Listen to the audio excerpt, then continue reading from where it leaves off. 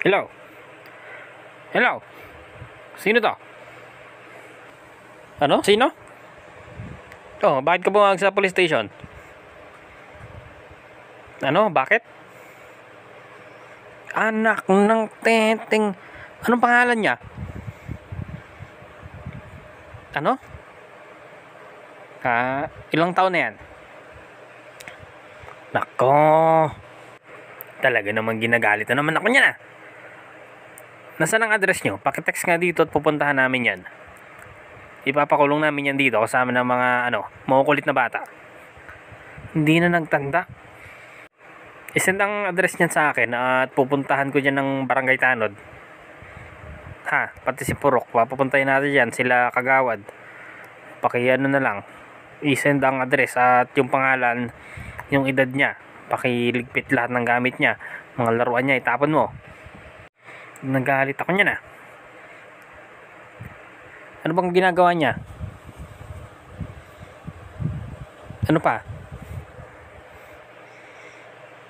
Ano ulit yung pangalan niyan? Yung buong pangalan, pakisabi nga.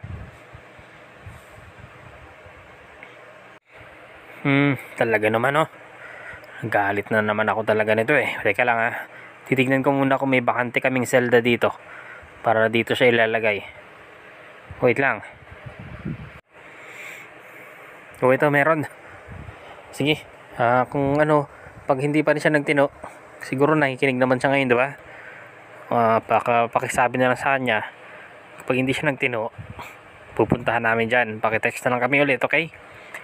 Tsaka hindi pwede yung ganyan. Nagagalit kami sa mga ganyang klaseng bata. Pasaway, magpapasko. Walang regalo yung ganyan. Walang matatanggap. Oo, kasi magpapasko mamimigay kami ng regalo sa mga kabarangay nyo dyan. Yan sa lugar nyo. Kung nasan man kayo ngayon pupunta kami dyan, mamimigay kaming pamasko, pera, laruan, tsaka yung mga bagong damit, syempre, kung anong gusto nila. Kung mga ganyan, di na lang namin ililista yan. Tatanggalin namin sa listahan yan.